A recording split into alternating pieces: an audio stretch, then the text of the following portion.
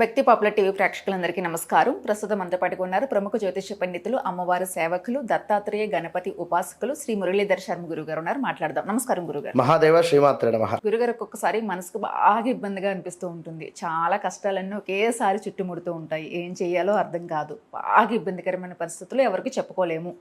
అవును, చెప్పుకోవద్దు కూడా.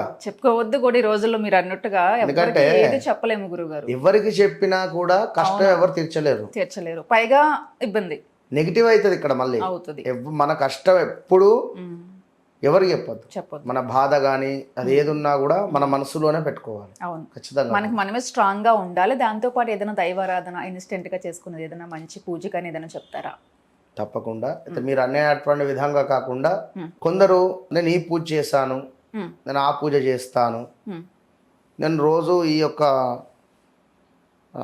సాధన చేస్తాను, లేదా నేను ఈ యొక్క పారాయణం చేస్తాను అని చెప్పుకుంటూ నన్ను, అంటే వీరు పారాయణం చేసేటువంటి సందర్భంలో కానీ ఈ యొక్క సాధన చేసే సందర్భంలో కానీ వీరికంటూ ఒక ఈగో ఫీలింగ్ పెరిగిపోతుంది. ఇక్కడ అది పెరగకుండా ఉండాలి. నేను చాలామందిని చూశాను. నేను ఏదైనా అంటే జరిగిపోతుంది, నువ్వు నాశనం కావాలంటే నువ్వు నాశనం అవుతావని కానీ ఇట్లా శపించేటువంటి వారు కూడా ఉంటారు. అలాంటి సందర్భం మనకు ఎదురైతే నిజంగానే ఒకవేళ మనకు ఇక్కడ ఇబ్బందికరమైనటువంటి వాతావరణం వచ్చింది అనుకుందాం. అమ్మో ఆయన అన్నందుకే నాకు ఇట్లా వచ్చిందేమో, వీళ్ళకి తెలియదు ఇక్కడ ఏమైంది అనేది. ఎప్పుడైనా మనకు చెడు బ్యాడ్ ఈవెంట్ జరిగేటప్పుడు బ్యాడ్ సంఘటనలు తారసపడుతుంది. గుడ్ ఈవెంట్ జరిగేటప్పుడు, మంచి జరిగేటప్పుడు మంచి వారు మనకు తారసపడతారు ఇక్కడ. ఎగ్జాక్ట్లీ. ఓకే, ఇక్కడ నీ జాతకంలో నీచపడేటువంటి దశ వస్తుందా లేదా శని ఏళ్ళనాటి శని ఎంటర్ అయిందా? ఇప్పుడు ఉదాహరణకు అల్లు అర్జున్ ఉన్నాడు. జనరల్గా అల్లు అర్జున్ గారికి సంబంధించింది తనకి ఇక 2024 నవంబర్ డిసెంబర్ నుండి తనకు కొంచెం బ్యాడ్ టైం స్టార్ట్ కాబోతున్నది. అన్నారా? ఆగస్టు సెప్టెంబర్ నుండి సుమారుగా 5-6 నెలలలో బ్యాడ్ టైం స్టార్ట్ కాబోతున్నది. అది ఏనాడు శన, అర్ధాష్టమ శన లేదా సాడే సాత అనేటువంటిది మనం వేరే సపరేట్ వీడియో చేద్దాం. అయితే తనకు జరిగేటువంటి బ్యాడ్ ఈవెంట్స్ దృష్ట్యా ఇప్పుడు పిఠాపురం వెళ్ళి పవన్ కళ్యాణ్ గారిని కలవకపోవడమా, లేదా ఈ యొక్క వారి ఫ్రెండ్ని ఎవరినో అది చేయడమా, ఇది ఇక్కడికి ఓకే. ఇక్కడ ఇంకేం జరుగుతుంది అంటే ట్రోల్స్కి గురవుతుంది. ఇక్కడ ఇది బాధాకరం. పాపం ఈ ట్రోల్స్కు గురి అయ్యి ఇది తన టైం బ్యాలేని సిచ్యువేషన్లు ఇవన్నీ అవుతుంది జనరల్గా. ఉదాహరణకు కనుక మనకు కూడా ఏమైనా చెడు జరిగేటువంటి సందర్భాలలో ఏదో గొడవలు కానీ ఇవన్నీ జరుగుతాయి. కనుక మీరు ఎవరో ఏమో మమ్మల్ని అన్నారు అని చెప్పి మీరు బాధపడాల్సినటువంటి అవసరం లేదు. అయితే ఇలాంటి సిచ్యువేషన్స్తో తోడై మీకు ఏలినాడు శనో అర్ధాష్టమ శనో తోడై ఇదే సమయంలో ఏమవుతుందంటే మీకు దగ్గర వారు, నేను పలానా దగ్గర ఇన్వెస్ట్ చేశా ఒక 20 లక్షలు, నెలకు నాకు లక్షకు 10,000 చొప్పున వస్తున్నవి, 20 లక్షలు ఇన్వెస్ట్ చేశా అంటే ఎన్ని వస్తాయి నెలకు? లక్షకు 10,000 అంటే సుమారు 2 లక్షలు నెలకు కదా. నెలకు 2 లక్షలు రిటర్న్స్ వస్తున్నవి. మన డబ్బులు ఎప్పుడు కావాలంటే అప్పుడు మనకి ఇచ్చేస్తారు. లేదా ల్యాండ్ కానీ ఇంకా లేదా మీకు దీన్ని ఏమంటారు, మనకు ఆన్లైన్ గేమింగ్స్లో కానీ లేదా ఇవమ్మా స్టాక్ మార్కెట్లో స్టాక్స్ ఇవ్వడం కానీ ఇవన్నీ ఉంటాయి అని చెప్తారు. ఈ టైంలో మన దగ్గర డబ్బులు ఉన్నాయి, ఓకే, నమ్ముతాం మనం.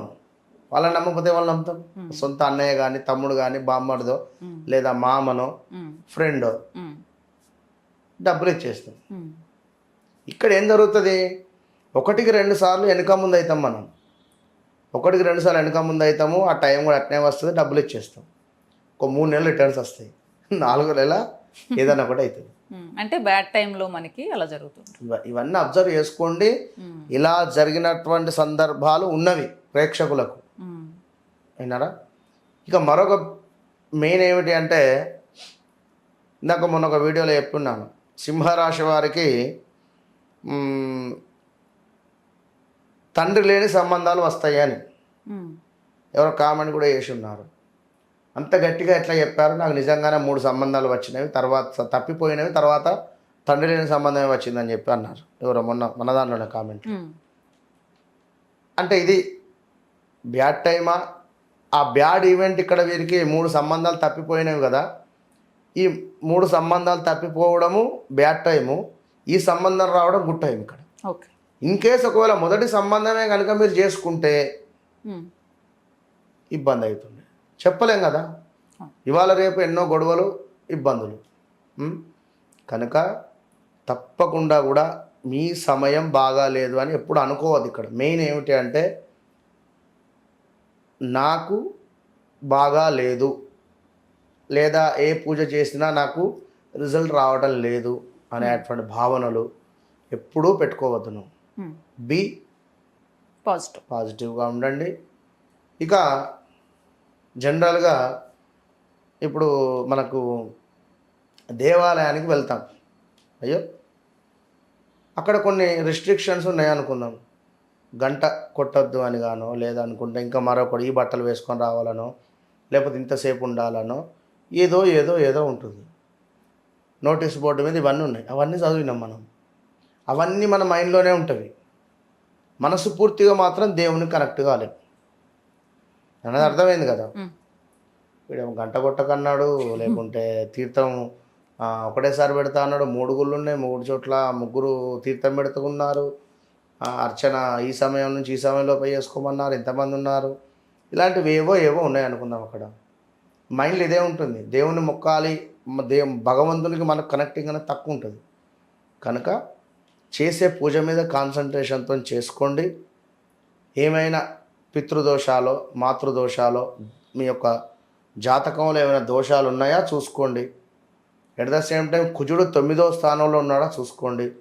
కుజుడు ఎవరి జాతకంలో అయినా 9వ స్థానంలో ఉన్నట్టయితే ఎలాంటి పూజ చేసినా కూడా ఫలితం చాలా తక్కువగా దక్కుతుంది. విన్నరా? పూజ చేసినా కూడా ఫలితం తక్కువ దక్కేటువంటి ఛాన్సెస్ ఉంటుంది. కనుక లాస్ట్ అండ్ ఫైనల్ ఒకటే మాట చెప్పేది, శ్రీకాళహస్తిలో ఈశ్వరుని యొక్క ఆలయాన్ని సందర్శించినటువంటి వారికి తప్పకుండా అద్భుతమైనటువంటి ఫలితం ఉంటుంది. రెండవది, శ్రీశైలంలో మల్లన్నను ఎవరైతే దర్శనం చేసుకుంటారో వారికి మంచి ఫలితం ఉంటుంది. ఇక అంత దూరం మేము వెళ్ళలేమండి అని అనుకునేటువంటి వారు ఒకసారి మహన్యాసపూర్వక రుద్రాభిషేకం చేసుకోండి. ఇంట్లో కానీ దేవాలయంలో కానీ, ఇంట్లో చేసుకోవచ్చు, దేవాలయంలో చేసుకోవచ్చు. చిన్న పని, అంతా 2-3 వేలలో అయిపోతుంది. ఇది పెద్దగా ఏముండదు. ఇది కూడా లేదు అనుకుంటే శంకరునికి అభిషేకం చేసుకోండి. ఎందుకంటే ఇక మరి ఈ మహన్యాసాలలో న్యాసాలు చెప్తారు. కొన్ని న్యాసాలలో మన తల నుండి కాలు వరకు ఈశ్వరుణ్ణి ఆవాహనం చేసేటువంటి పరిస్థితి, ఇదంతా కూడా ఈశ్వరమయంగా చేసేటువంటి పరిస్థితుల్లో చాలా పవర్ఫుల్ అన్నట్టు. ఇది మహన్యాస రుద్రాభిషేకం అనేది చాలా పవర్ఫుల్. ఎవరు చేసినా వీరికి వితిన్ 41 డేస్లో రిజల్ట్ ఉంటుంది. ఇది గన్ షాట్. విన్నారా? ఎవరైనా మనకు డబ్బులు ఇచ్చేది ఉంది, ఒకసారి వెళ్ళినాం, 10 సార్లు వెళ్ళినాం, వాళ్ళు ఆగిస్తా అంటున్నాం, 11వసారి పోలీసు వాళ్ళని తీసుకొని పోయినాం. పోలీసు వాళ్ళని తీసుకొని పోతే వాడు ఖచ్చితంగా భయపడి ఎంతో కొంత ఇస్తాడు. అట్లనే ఒకసారి పోయి బతిలాడినాం శంకరుణ్ణి, 2వసారి పోయి బతిలాడినాం, 3వసారి పోయి బతిలాడినాం, నాకు ఈ పని చేయి నాయన అని బతిలాడినాం. ఇక నాతో అయితే లేదు, పోలీసు వాళ్ళని తీసుకొని పోయినాం. అదే మహన్యాసపూర్వక రుద్రాభిషేకం. కనుక ఎవరైతే చేస్తారో ఈశ్వరుడు తప్పకుండా మనకు రిజల్ట్ ఇస్తారు ఖచ్చితంగా. ఓకే. అలాంటి ఇబ్బందులు ఉన్నప్పుడు ముందు టైం బాగాలేనప్పుడు సైలెంట్గా ఉండాలి. మీరు అన్నట్టు ఒక్కసారి జాతకం 100% కదా, అది లేనిది మనం ఏం చేసినా ఫలించదు. జాతకం అనేటువంటిది మస్ట్ పరిశోధన చేసుకున్న తర్వాతనే, నేను చెప్పి ఉన్న మధ్యలోనే మనకు నీచబడ్డ దశ నడుస్తుందా, లేదా డబ్బులు ఖర్చయ్యే దశ నడుస్తుందా, లేదా ఆయుష్ దశ నడుస్తుందా చూసుకోవాలి. చూసుకోవాలని ఒకసారి జాతకం అయితే చూపించుకుంటేనే తెలుస్తుంది. దాన్ని బట్టి ఏదైనా రెమెడీస్ ఉంటాయి. ఓకే గురుగారు, నమస్తే. మహాదేవ.